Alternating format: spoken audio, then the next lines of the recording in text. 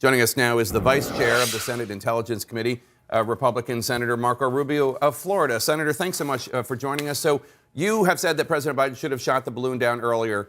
The Defense Secretary, Lloyd Austin, said, quote, after careful analysis, U.S. military commanders had determined downing the balloon while over land posed an undue risk to people across a wide area due to the size and altitude of the balloon and its surveillance payload. And as you heard, Secretary Buttigieg just a few minutes ago said that the debris field after the balloon was shot down was about 7 miles long. Should President Biden have ordered that it be shot down anyway, regardless of that risk? No, not regardless of the risk. First of all, they can track these things. I would hope you can track a slow-moving balloon that clearly is headed here, as you can see from its trajectory. I think that's one of the things we'll learn this week is how late into January did they already know that there was this high-altitude balloon and what its trajectory was and where it was headed, and why didn't they take action at that time? That's number one. I think the other thing that we need to know about it and understand is why did it take so long for them to disclose this to the American public? I don't think the trajectory of where this balloon was going was a mystery. I think pretty early on, they probably, because of the prevailing winds, because of the direction that it was headed, I think it was pretty clear that this thing was going to enter the Northwest in Montana, in Idaho, move its way down the Midwest, and exit the eastern seaboard just off the Carolinas. I mean, that's an unprecedented flight path. And why did it wait till Wednesday to notify, or Thursday to talk about it to the American people, knowing people were going to be seeing this thing? As Vice Chair of the Senate Intelligence Committee, do you know, has the U.S. recovered any parts of the Chinese spy balloon? And did the monitoring of the balloon during its journey, as far as you know, yield any worthwhile information for the U.S.? Well, we won't know that until we get into a secure setting this week in Washington, and probably most of that is something we won't be able to disclose in any great detail, other than to say this, and that is that, you know, they're going to try to recover this. Apparently, it's in shallow waters. We'll see what they recover from it. But I don't think the technology or the existence of these things is a great mystery. I think what's embedded here is a clear message. It's not a coincidence that this happens leading up to the State of the Union address, leading up to Blinken's visit to China. The Chinese knew that this was going to be spotted. They knew that we were going to have to react to it. They flew it over military installations and sensitive sites right across the middle. I mean, look at the flight path of this thing. It's a diagonal shot right through the middle of the continental United States. And the message embedded in this to the world is we can fly a balloon over airspace of the United States of America, and they won't be able to do anything about it to stop us. They calculated this carefully with a message embedded in it. And I think that's the part we can't forget here. It's not just the balloon, it's the message they're trying to send the world that we can do whatever we want and America can't stop us.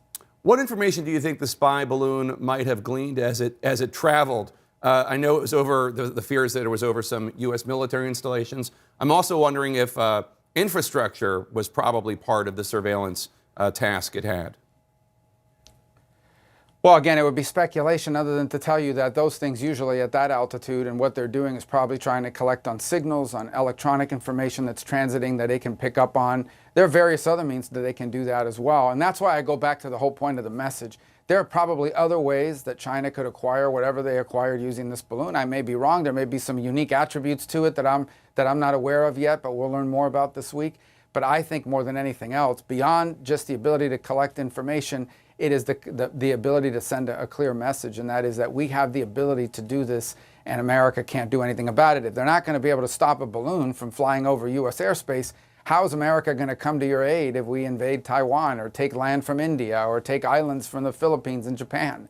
And I think the fact that they would do that leading up to State of the Union, leading up to what was then Blinken's scheduled visit, none of that is a coincidence. And we need to understand clearly there was messaging behind this. But so you think that, first of all, I guess there are two parts to a question I have following up on that. One is the Pentagon says that they know of the Chinese doing this at least 4 other times previously, once at the beginning of the Biden administration, 3 times during the Trump administration. It seems to be you're saying no, that's not true. But in any case, no, I know the what difference? I'm saying.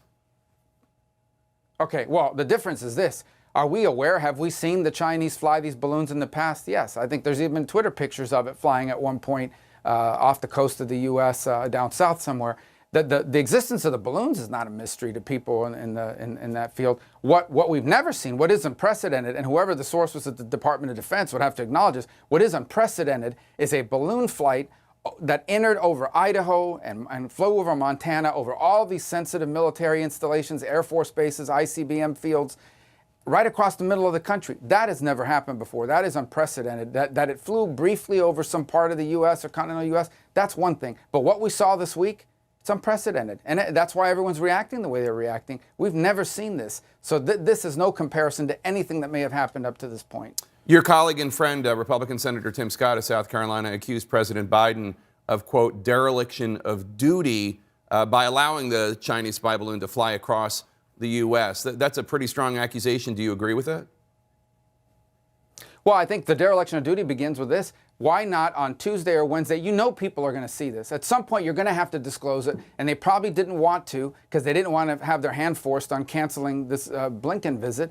And so they didn't want to have to talk about it. But why didn't the president go on television? He has the ability to convene the country in cameras and basically explain what we're dealing with here and why he's made the decisions he's making and what they intend to do. I don't understand. Once they went public with it, knowing the amount of interest this was going to generate, presidents have the ability to go before camera, go before the nation, and basically explain these things early on. And his failure to do so is, I don't understand that. I don't understand why he wouldn't do that. And that is the beginning of dereliction of duty. And the second is, we have to act swiftly on these things. I think that's part of one of the things the Chinese are trying to message, and that is the U.S. had to see this coming and decided they couldn't or wouldn't do anything about it early on, and now had to wait until this thing went across the middle of the country. And what are we going to do the next time this happens? Are we going to allow it to fly through here again and shoot it down once again to the East Coast? I mean, these are questions the White House needs to answer. And I don't think these are partisan claims I'm making. I think there would be a broad agreement that we need to know moving forward what our policy is going to be with regards to this. So as you noted, Secretary Blinken did cancel his trip to China after it was disclosed that this balloon was flying over the U.S. What additional consequences should there be for the Chinese government now? Well, I think the first consequence has to be we have to decide what are we going to do the next time one of these things heads this way? Because I don't think it'll be the last time. I think you'll see it again. Beyond consequences, I'm not sure there should be a direct individual consequence. I think the broader relationship between the U.S. and China, to anyone who has any doubts about it, now the bottom line is here. And that is, we are now, China has been for some time and will be the primary strategic adversary of the United States. And we should be focused on it because what they're trying to do is create a world in which they are the most powerful nation and the United States is a great power in decline. That is what they believe to be the case. That is what they are working on. And we have to determine whether we're going to allow the world to head in that direction or not. And then there's all sorts of things we need to do, from how we're postured militarily in the Indo-Pacific, all the way to what kind of companies do we allow to operate in the United States and spy on us because we've invited them in, because they're in our infrastructure, in our telecommunications infrastructure, because they're buying land, because they're buying farmland, because they're wiping out key industrial capabilities of this country. There's all kinds of things that need to be discussed when it comes to China, because this is the issue of the 21st century. The Chinese government says now that the U.S. has shot down that balloon, they reserve the right to use whatever means they want to deal with any similar situation. There's even talk in the Global Times, which is basically a Chinese mouthpiece, that shooting down what they say is a civilian balloon sets a dangerous precedent, and they might shoot down U.S. civilian apparatuses. What do you make of that? Are you fearful at all of this escalating? Listen, if we were to fly anything over China, they're going to shoot it down. They're going to shoot it down, and they're going to they're going to take pictures of it, and they're going to go bonkers about it. So I don't know what statement they're making. You can't fly anything over China now, anyways. I mean, if we were to do that, if we were to fly a balloon over China, if the Goodyear blimp flew over China, they'd shoot it down. So it's what they do over there. It's silly talk. Bottom line is, I think that's what we should expect anyways.